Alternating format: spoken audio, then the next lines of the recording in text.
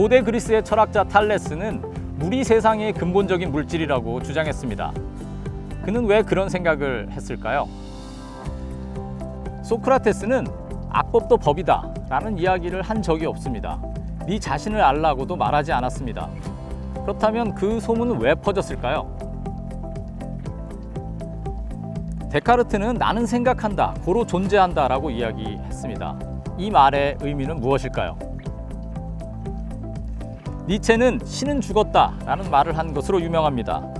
하지만 그가 바로 이어서 우리가 신을 죽였다 라고 이야기했다는 것을 아십니까? 서양 철학 산책은 우리가 어디선가 들어본 적이 있는 서양의 철학자와 그들의 사상에 대해서 좀 더 자세히 알아보는 수업입니다. 이 수업을 통해서 여러분은 서양 철학이 어떤 흐름과 맥락을 가지고 전개되어 왔는지를 아실 수 있을 것입니다. 지금 세상은 아주 큰 변화를 맞이하고 있습니다. 과거에는 개발자가 알고리즘을 생각하고 그것을 코드로 옮겨서 일을 진행했습니다. 그렇게 해서 컴퓨터가 일을 하죠. 하지만 이제는 컴퓨터가 스스로 코드를 만들어 인간이 풀지 못한 수많은 문제들을 해결하고 있습니다. 이런 놀라운 변화를 관통하는 키워드가 바로 기계학습입니다. 우리가 살고 있는 이 시대에는 다양한 세계관들이 있지요. 이 세계관들은 우리가 의식하던 그렇지 못하던 간에 우리의 삶에 많은 영향을 주고 있습니다. 따라서 이 과목은 현대 우리에게 직접 간접적으로 영향을 미치는 다양한 세계관들을 살펴보고자 합니다.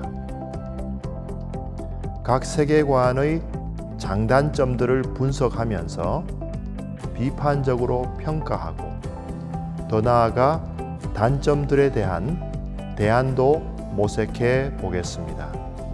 파이썬 언어는 초보자부터 전문가까지 전 세계에서 가장 많이 사용되는 프로그래밍 언어 중에 하나입니다.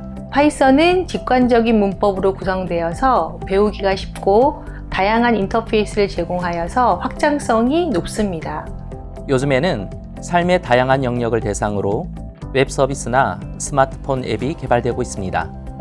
여러분들도 일상에서 인터넷의 웹 서비스나 스마트폰의 다양한 앱들을 많이 사용하고 계실 텐데요. 우리가 자연스럽게 사용하고 있는 웹사이트나 앱들은 과연 어떻게 만들어진 것일까요? 만약 여러분들 스스로 이런 것들을 직접 만들어 활용할 수 있다면 정말 유용하고 재미있지 않을까요? HTML부터 웹까지는 바로 이런 궁금증과 욕구를 해소할 수 있도록 설계된 강의입니다. 이 강의는 특정 프로그래밍 언어의 개념을 깊게 공부하고 마스터하기보다는 학습자가 다양한 개발 방법을 경험해보고 코딩에 흥미를 가지도록 유도하는 데 초점이 맞춰져 있습니다. 통일한국의 준비와 조망 강좌는 우리 시대의 시대적 사명이라고 할 수 있는 통일 문제를 다양한 학문 분야의 영역에서 고찰해보는 강좌입니다. 법을 전공한 저뿐만 아니라 과학기술, 상담, 정치, 철학 등 다양한 전공 분야의 교수님들의 팀 티칭을 통하여 북한과 통일 문제에 대해서 살펴보는 수업입니다. 법률가와 정치 강의는 크게 한 4가지 정도의 내용을 가지고 여러분들을 뵙게 되겠습니다. 첫째는 법률가 정치라고 하는 현상에 대한 사회과학적 설명을 해보려고 합니다. 두 번째는 미국, 영국 등을 비롯한 주요 선진국들의 법률가 정치의 현상을 비교적인 관점에서 말씀을 드리고자 합니다. 세 번째로는 지난 20세기에 한반도에서 벌어졌던 법률가 정치의 현상을 대한민국의 역사와 함께 다루어 보려고 합니다. 마지막으로는 이 법률가 정치의 미래를 대한민국 사법개혁의 관점과 함께 여러분들과 나누고자 합니다. 자, 그럼 저와 함께 변화의 거대한 물결 속으로 뛰어들어 보시죠.